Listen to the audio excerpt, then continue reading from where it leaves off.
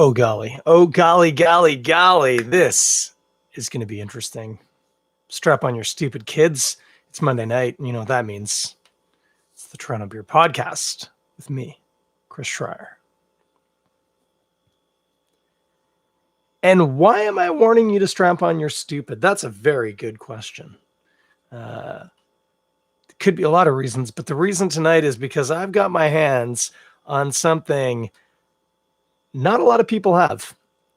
And that's probably for the best. But time will tell. Maybe this could be magical. Maybe this could be a disaster. Maybe I'm about to get a lot of beer all over me. I don't know. I do not know. Here's what I do know. I am related to a person who works at Sawdust City Brewing now. Wonderful fellow. And he has procured me a couple of cans of beer out of the deep freeze. No, they weren't actually frozen, but out of long-term cooler storage. Now, I'm not entirely sure what's going on here. And if I confess, the details might have been skint or I might have just forgotten. But regardless,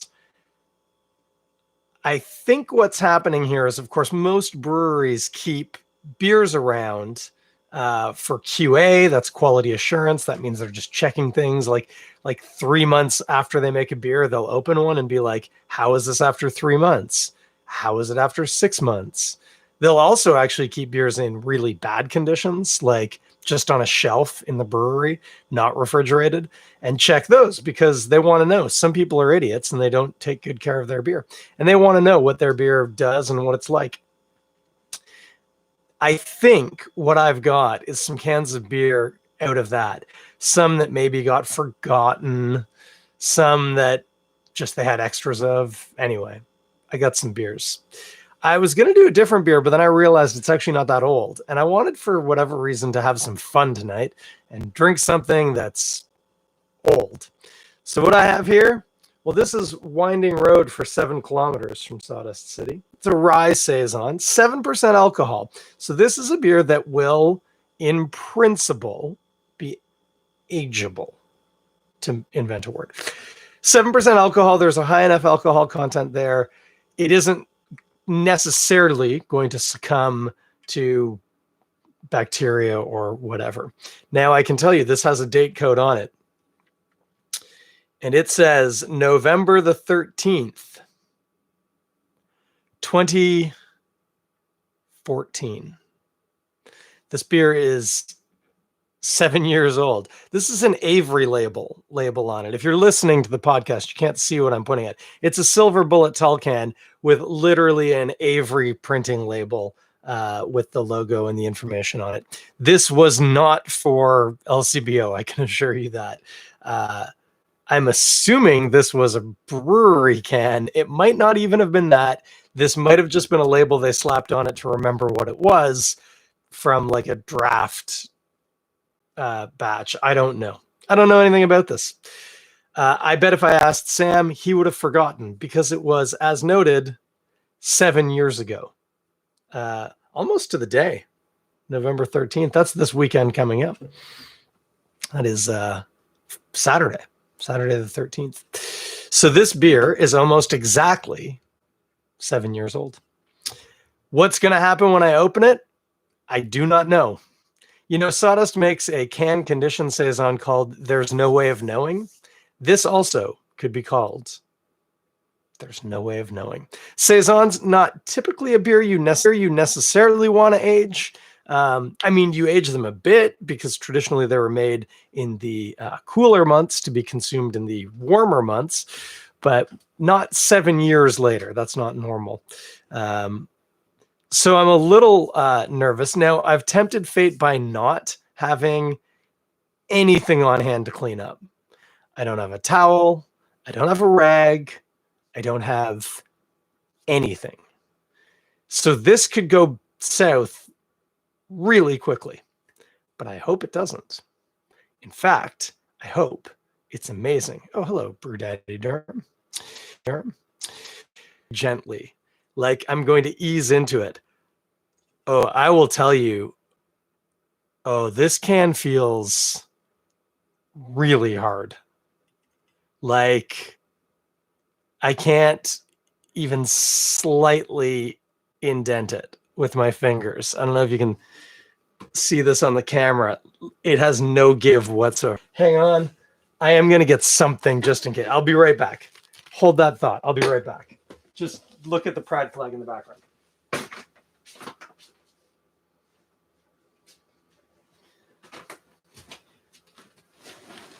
Okay.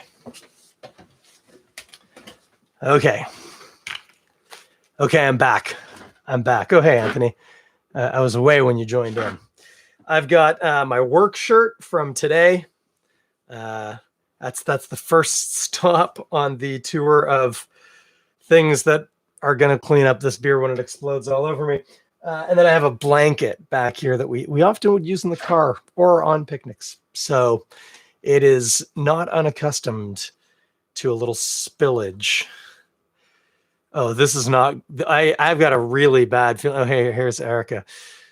It's good you just joined in, Erica. If this goes really sideways really quick, I might need a towel. But I do have a blanket and a shirt, as mentioned. I'm going to try and open this. It's so hard. It's so scary. Oh, this is terrifying. I'm going to hang on. I want to move my keyboard out of the way. That's safe.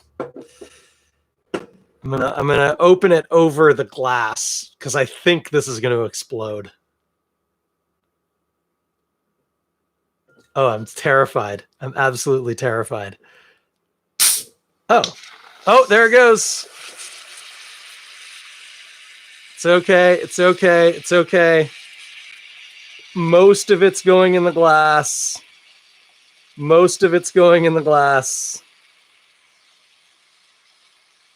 Most of it's going in the glass. Some of it's going on the shirt. We're just going to put the shirt on the desk.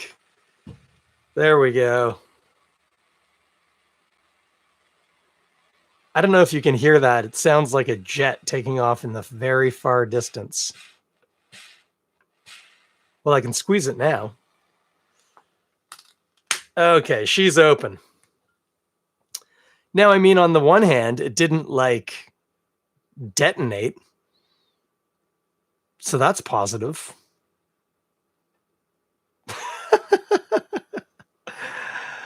Okay, here we go. I don't even know where the opening is on this now. How can I pour this? There we go. Hey, there's some liquid. Whoa, Nelly, that is an active carbonation. That's what that is. That is 80% head right now. Oh, and there's floaties in it. That's nice. I'll tell you, just smelling the can, it doesn't smell terrible. It's just really, really, really, really carbonated. I've never felt a beer can that hard. I'm amazed that the seam on the lid held. That's how much pressure was in there. The head's coming down nicely. Very soapy head. If you've ever wondered what a soapy head looks like, Instagram's doing a really good job on it. YouTube, not so much. This is a soapy head. It doesn't taste soapy. It just looks soapy. This can is still given. It's given it. Anyway, I've got this shirt down now, like a bit of a tablecloth. I just want to use part of it to dry off the parts of me that just got covered in beer. Now that's nice. That's good. Hey, this looks like a beer I would drink, and I'm about to. I think. No, I am. I'm definitely going to do it. I'm a little nervous. If I collapse or start saying I can't see anything because I've gone blind, please contact the authorities. In the meantime, okay, on the nose.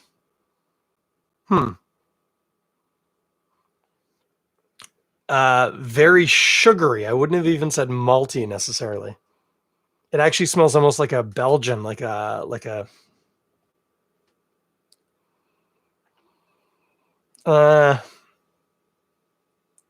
punchy blonde. I was gonna say a triple. It's not quite that spicy, but it's like a punchy blonde.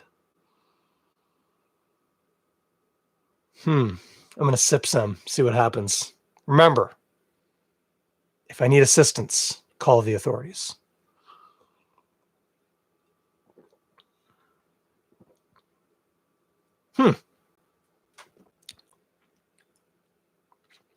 That's really interesting. Oh, very spicy. It's interesting. It's thin. I think the yeast kept working, and it's chewed out most of the sugar because there's not a ton of body on it. It's a weird combination of being very light-bodied, very thin, with a insane carbonation. Although it's carved out pretty quickly. It's still quite bubbly. The head's completely gone, as you can see, or almost completely gone. If you're watching the video, I'm going to pour a little more in because I can. Okay, and then yeah, here's the thing: that malt, it's like it makes me wonder if there's candy sugar in it. There's this very saccharine. No, that's not the right word. Yeah, saccharine means sweet, doesn't it? It's got a table sugar thing going on, which is like candy sugar is dextrose. Actually, I think it's also fructose. But the point is, it's sugar. In the case of Belgian candy sugar, it's been candied, so it's been heated to a certain point. And I think part of that is it becomes inverted. But I have to be honest with you here. My knowledge of the chemistry of sugar conversion is not my strong point. It has a very Belgian candy sugar sweetness to it. It definitely tastes like rye. Like, I would almost say if you wanted to know what rye tastes like in a beer, and by rye here, we're talking about the grain, not the spirit. Although, while Canadian whiskey is often referred to colloquially as rye, in much the same way that Scotch whiskey is often just referred to as Scotch. In the case of Canadian whiskey, it often has rye in it, but it's very rarely entirely made out of rye, with a few very notable and noteworthy exceptions. Rye has a really spicy quality to it, and this beer is thick with that. And then it's interesting because it becomes a little hard to disentangle the spiciness of the rye and the spiciness of the yeast, which it's a saison. Saisons also often have estery, spicy yeasts that touch on like white pepper, sometimes clove. That's a little bit more like in the German like Hefeweizen side, but you can get clove definitely. When you're getting into like bubblegum and banana, that's Hefeweizen. But when you're just talking spice covered spices, white pepper, nutmeg, maybe a little bit. Sometimes you can get like mace or nutmeg. Top secret, mace and nutmeg smell the same. If somebody says to you it smells like mace, not nutmeg, they're just being pretentious. Anyway, I digress. Hey, you know what? Actually, maybe there are people who have more refined palates than me and they can tell the difference between mace and nutmeg, but I don't think they can. If you're wondering, mace is the thing that's on the outside of the nut of the nutmeg, and it's white. And so if you remove that, it tastes the same as nutmeg, but it doesn't leave little brown flecks in the white sauce that you're making. So if you want to make a white sauce without little brown bits in it, but you want it to taste like nutmeg, you use mace. End of the story. This beer, does it taste like nutmeg? Not particularly. No, it's peppery, a little bit of pepper, maybe a little whisper of clove. It's not overly clovey, which of course, if you listen to this podcast regularly, you know that makes me happy. I'm not a fan of clove in excess. There is a quality to this, by the way. So I don't know if I've said anything yet in terms of subjectiveness, how I feel about this beer. It's unusual, mainly because of the body. It's so strange. And while I wouldn't necessarily say there's any notable off flavors, I mean, certainly it's not infected. Yeah, there's nothing off in this beer, although I almost want to be careful how I say that. It tastes a little cooked, to be honest with you. There's this weird misconception about beer that you can just kind of do anything you want with it, including cook it. Very hoppy beers don't cook very well because hops don't really like being heated up that way, especially not with the intensity that often happens, say, like when you dump it in a pan. Hops don't get on great with heat.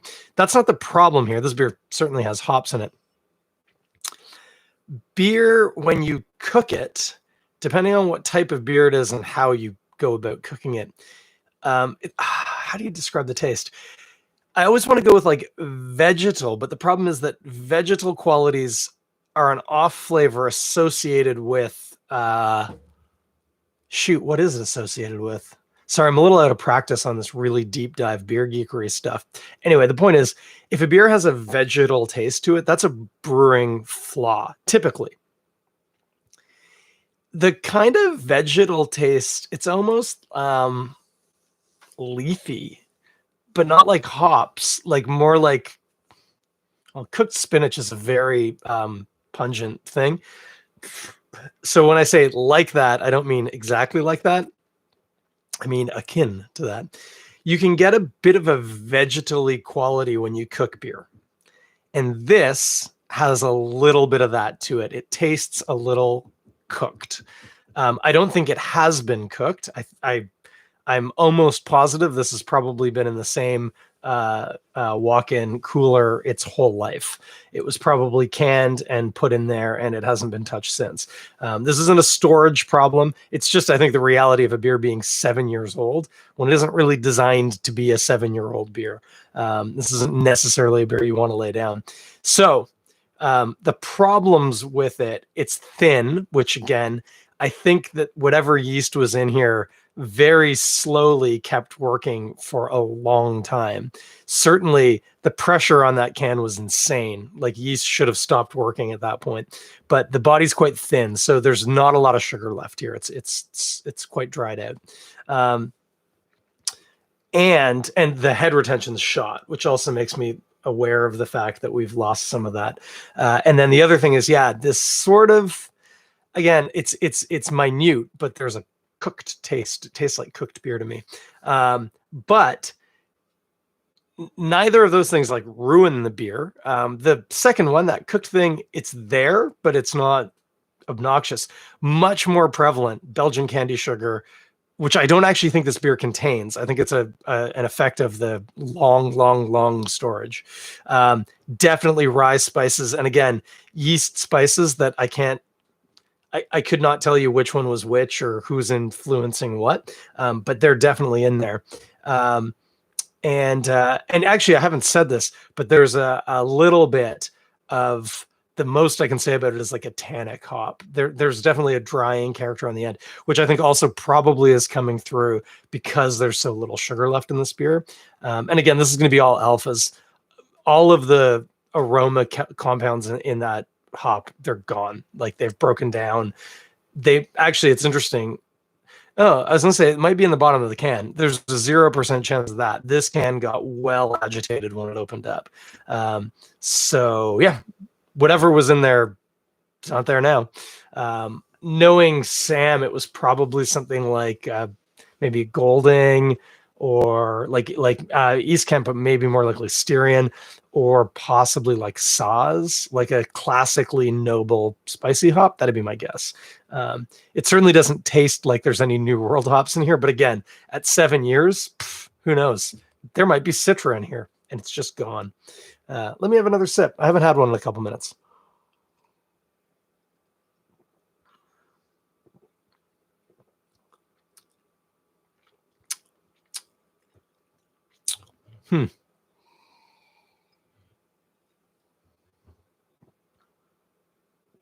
Getting some more malty qualities out of it too.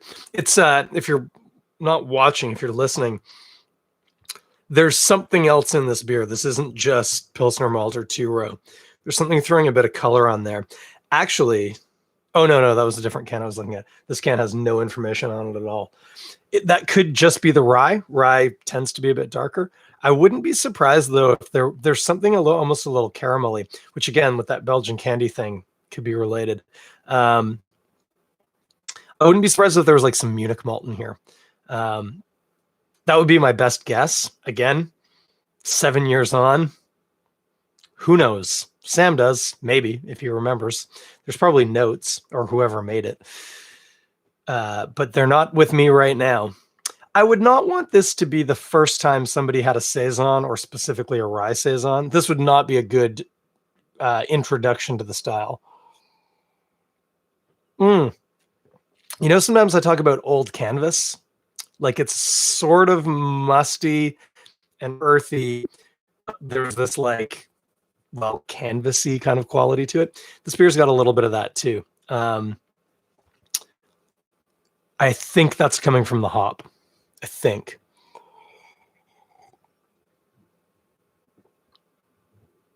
There is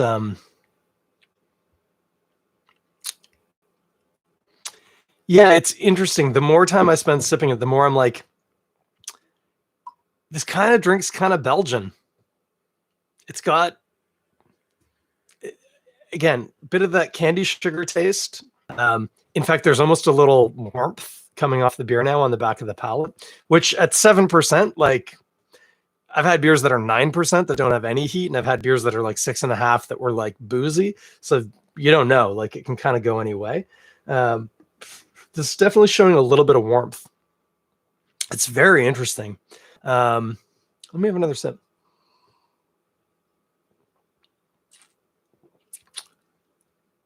Yeah. Yeah, it's interesting. So the color isn't right, but there are aspects of this that drink almost like a double, but with less malt characteristics. But like it's got a little bit more oomph than a blonde would have. And again, it's nowhere near a triple. It doesn't have that level of carbonation, it doesn't have that level of body, and it doesn't have that level of booze. The yeast, though, it's close. It's not too far off. And again, just that little hint, especially I'm noticing like a minute, 15 seconds after I've swallowed it. One of the things that I kind of pick up on my cheeks is just a little bit of, like I say, it tastes cooked. It's not. I think that's just a function of the age. I don't actually know chemically what's going on when you do that, what's going wrong with the beer. But I'm not surprised that it's something that possibly could happen with age too. Something to look into. Wonder who I would ask about that. Anyway, interesting, a very cool thing. A 7-year-old rye saison. It's not every day you get to have one of them. And it didn't completely drench me. And actually, YouTube can't really see. If I duck down, you can. Instagram definitely can. I've got some real Cindy Lou Who hair going on right now. And if I'd gotten beer in there, that would not have been fun. So glad that it didn't really explode. It just gushed. And we succeeded in only making a little bit of a mess. My desk isn't even all that, not even all that dirty. Just mopping up with my work shirt from today. I'd say that worked. Let me have a sip, see if anything else comes to mind. This is a weird, complicated beer. And then I'll talk to you about food. Gosh, I love food.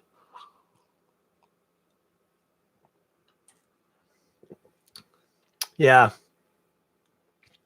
Yeah, no, synopsis, kind of thin body. Carbonation's actually dropped right out now. Again, not a lot of body left in there to hold that carbonation in. Very spicy, I think predominantly yeast driven and to some extent the rye.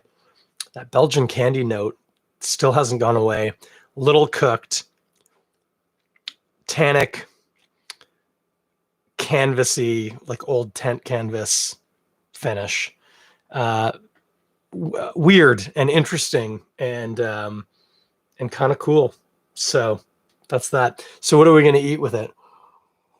I mean, you're never going to, because I don't think there are that many cans of this left. And it would be really hard to plan for, hey, do you have a 7-year-old can of saison and you're not entirely sure what's going to happen when you open it, well, then eat this. It just doesn't work that way. If I were thinking about this beer specifically, like if I could like put a cover on this and then go make something, any funk to it per se, I'm not getting any. It's pretty clean. But between that cooked taste and that slightly kind of tent canvasy thing on the end, yeah, not a super dirty cheddar, but like not your mom's cheddar. That was not an insult, by the way. Maybe your mom loves funky, weird ass cheddars. Good for her. More power to her. That's what I say. Go get them, Suzanne. But yeah, something in the moderately funky, you know, could have a bit of a rind. That could work well. With like food with like a meal, I mean, obviously saison, especially this one, because like I say, it's really punching towards like more like a Belgian, like a somewhere between a blonde and a double. You could do mussels with that. I don't necessarily think this would like excel there. Like it would work. It's one of those things where it's like, yeah, that's fine, but it's not a noteworthy example, I don't think. I mean, I know exactly what you need to have, and I have some in my fridge, and unfortunately, you can't have any. Our upstairs neighbors have some, though. I made a pumpkin soup with our upstairs neighbors had a pie pumpkin that they'd gotten, and they'd had it, on display, and they had not carved it. It was just a pie pumpkin. We had some carved pumpkins, because the kids, they like that. But the upstairs neighbors, they didn't. So they had this pie pumpkin, and so I said, actually, I got Erica to ask because I didn't bump into them. Anyway, long story short, I took the pumpkin. They gave me the pumpkin, and I cut it up and I roasted it with some onions and some rosemary and garlic on there. Real nice. And I made a pumpkin soup, but it was a pumpkin lentil soup. And the lentils is what's going to be key here. That cooked beer thing with the pumpkin, they're actually going to be complementary. Like they're going to work well together. So that'll be nice. The spices from the yeast and the rye are going to add a layer that's going to work well with both the beer. Well, it already does work well with the beer, and it will work well with the soup. But then the key is the lentils. Lentils are earthy. Actually, lentils take on taste from whatever's around them, but they do themselves impart some earthy qualities. And when I'm talking about that like old tent canvas, that's like lentil taste. If you don't know what I'm talking about with old tent canvas, open up your jar of lentils. You guys all have jars of lentils around your house, right? Or is it just me? Get some lentils. They normally come in a bag. Don't buy canned lentils, by the way. That's insane. Buy dried lentils. Open them up, give them a smell. That's a little bit like what I'm talking about. Lentils kind of smell a little bit like old tent canvas. So complementary. It's going to work well. Plus seasonality. This beer with a bit of that heat that's coming in as it's warming, those spices, again, slightly darker grain bill. Could just be the rye, but I do think there's some Munich in there. That'd work really well with my pumpkin lentil soup. By the way, you want the recipe? Real easy. Real easy. I can give it to you right now. Here's what you're going to do. First thing you're going to do, you're going to cut up a mirepoix. It's probably going to be 2 onions, except in my case, I used 1. Actually, I'll tell you exactly what I did. It was 1 onion, 2 stalks of celery, and 1 big carrot, but let's call it 2 carrots. Okay. Chop all that up. Cool. Throw it in a pot. And by the way, knife skills here do not matter. Just make them into smaller chunks. You're fine. Put them in a heated pan with some oil or butter, whatever you like, and get them frying up a little bit, right? You're waking them up. That's what we call it. We say you're waking them up. Fry them around saute them is the technical word, for a little while. You don't want to color them. We're not coloring them. You're not trying to caramelize anything. You're just making them soft and hot. Once you've done that, dump in some water. In this case, in my pot, it was like, if I had to guess, 4 liters of water. Just a guess. Probably about 4 liters. What you're doing here is you're making stock, okay? But I'm a French chef, or I was a French chef. I'm a trained French chef. This is not how we make stock in the French chef world. This is how I make it now because I'm cheap and I'm lazy. Typically, you would strain the stock, and all of that vegetable you would leave behind. We're not going to do that. You've got that in there. It's like in the water. It's like a really weak stock right now. Don't worry about that. It's going to be okay. Throw in a couple of bay leaves, bit of pepper. You're done. Now, take your pumpkin, cut it into pieces, scoop out all the bits, save the seeds because you're going to pumpkin seed them, I hope. If you're throwing your pumpkin seeds away, give your head a shake. Make them into pumpkin seeds. They're nice. You know what I mean? Bake them. A bit of salt, maybe a little Parmesan cheese or a little Old Bay. That's nice. But you're not doing that right now. You're making soup. So focus on the topic at hand. Once you have those pieces, you've got them. They're still on the skin. The flesh is hard. Take them, lightly coat them in oil, put them in a baking sheet or a roasting pan, whatever you like. Oven, something hot, 375, 400, 425. That's in Fahrenheit. If you use Celsius in your stove, go back to Europe. Somewhere around that. It's not rocket surgery. Okay. They're oiled up. So you remember I said 2 onions in the stock? Okay. 1 onion in the stock, 1 onion. You're going to skin. Just trim off the thinnest little bit on the root. So most of the root's still there. Take the skin off, take off the flower end, and then quarter it from the root to the tip because the root's going to hold it together. Now you have 4 pieces of onion.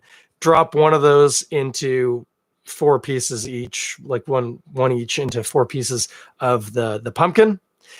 Take a couple of cloves of garlic. How many? That many. 4, 2, 8. I don't know how garlicky do you want it. I think I used 5. Put them again in the pumpkin. Chuck it in the oven and leave it. Oh, and I put rosemary. We had some fresh rosemary, so I put some rosemary on there, and of course salt and pepper. Gosh, I hope I don't have to tell you that, but just in case I do, put salt and pepper on there. Whack that in the oven. I think I left it for about an hour. You want the corners of the pumpkin to be coloring, dark brown, pushing black. Rosemary should be dried out. It should smell real nice. When that's done, pull it out. By the way, that pot of stock, it's still just simmering, right? It's on a low. It's just simmering. It's simmering. It's simmering. Lid on. You're not reducing it. You're just simmering it. Okay. Now, actually, no, that's not true. I think I did reduce it. I think I got it to a boil and then I dropped it to a very low simmer and took the lid off. I think I did. Because again, I was being lazy. I want to get the most out of those vegetables. So I want to sort of lower it a little bit. But we're not trying to make a reduction. You're just a little. You're focusing it. That's how to think of it. Okay, now take the pumpkin bits out. Cool? Yeah. You're probably going to need a glove for this. I did it barehanded, but it's not easy to do. Take a spoon and scoop. Well, take the onion bits and the garlic bits and throw them in the pot right away. You're done. That's easy. Then take the pumpkin and you're scooping the flesh off of the skin. And it's a bit of a balancing act. You'll find where the skins were contacting whatever you were cooking them in, you're going to get right down to the skin. Whereas because it's curved, where it wasn't touching, you won't get quite as much flesh off. That's fine. Just get as much off of it as you can. You're just trying to use up some of this pumpkin. All of that flesh also into the pot. Throw the skins away now. If you're really feeling fancy and if you used a metal roasting pan, you could deglaze it and then dump all that into the pan too. You don't have to. Now here you do put the lid on because again, we're not reducing at this point. You want to cook that and you want to let it all get to know each other. And you're going to find that those onion quarters are going to fall apart. The roots are going to give up the dream, and there's going to be little petals of onion floating around. The pumpkin is going to be becoming more like applesauce. It's really nice. Everything's just getting to know each other. Everyone's getting on. Leave that like a while, an hour to 4, give or take. You remember you put some bay leaves in there. Did you remember to count how many? Because you're going to need to pull those out. Always a good idea to make a mental note, maybe a physical note. I put 4 bay leaves in here. I'm going to pull 4 bay leaves out. Pull out your bay leaves. Take your immersion blender. If you don't have an immersion blender, I really would suggest owning an immersion blender. But if you don't have one, you can do this in a blender. Just remember, hot soup has a tendency to expand. So you want to hold the lid down. And you know the middle piece, the little, you can pour through the little knob in the middle. Loosen that, but don't take it out.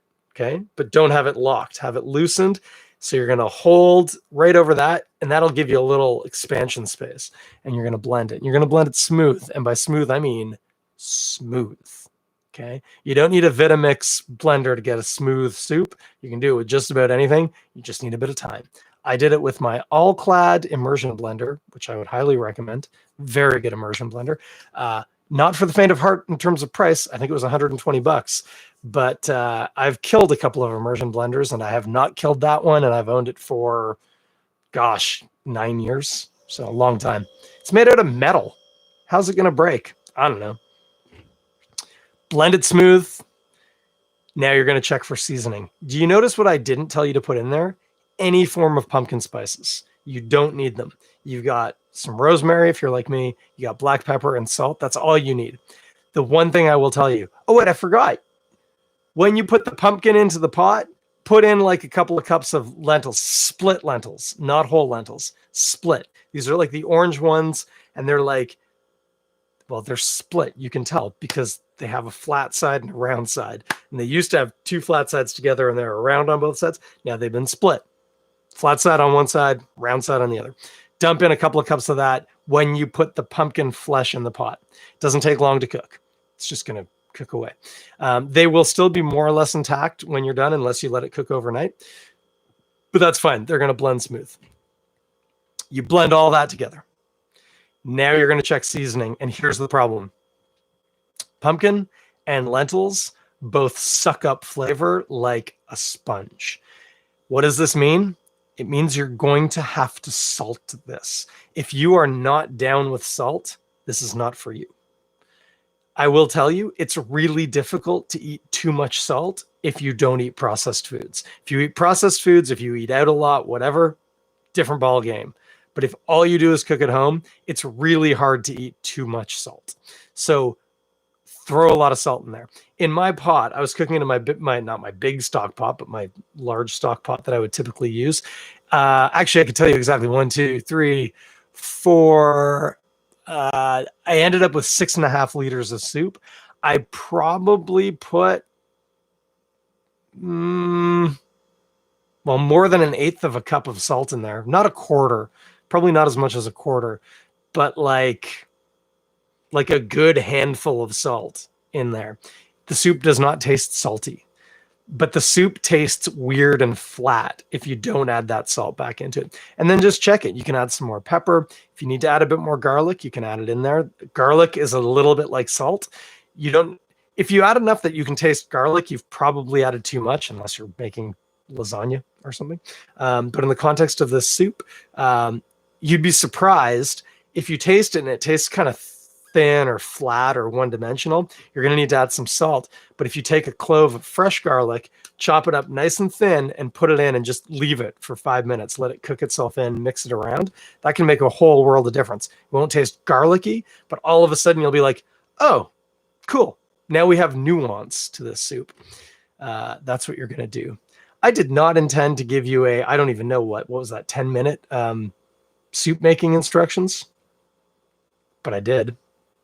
I'm going to have another sip of this beer. I was going to say it's a good beer. It was a great beer. At 7 years old, it's an interesting beer. And in the grand scale of things, it's good to be great. It's good to be good. It's good to be interesting. It's not good to be bad. It's interesting. I'll give it that. Have some pumpkin. You can do that with like a carving-sized pumpkin. The thing I will warn you of, carving-sized pumpkins are bred to be big and hollow. They're not bred to be tasty or to have like great flesh. Also, typically by this point, a carved pumpkin's getting some mold in it. That needs to you can throw it away. You can put it in the compost heap. You can, I've heard if you just chuck it into the woods, animals will eat it, and that's great. You don't want to cook with that one. You do want your pumpkin to be, edible. But if you do have a carving pumpkin and it doesn't have any signs of mold and you haven't spilled candle wax in it or whatever, you can use that. It just won't have quite as nice a pumpkin-y taste, and they tend to have a lot more water in them. So when you're doing that roasting, you're going to find that the roasting pan is going to fill with water. It's going to end up kind of steaming more than it's going to roast, which is fine. You're just cooking it. But it will not. Pie pumpkins are bred to have thick flesh that's firm and not as much water. So that's why we tend to use them for cooking. And those tiny little itty bitty guys, those aren't for cooking. Just leave them on the table. That's what you're going to do with this beer. I'm going to have a sip. I'm going to come back. There's nothing else to talk about, so I'm just going to shut it down, which is good because this is a 41-minute episode.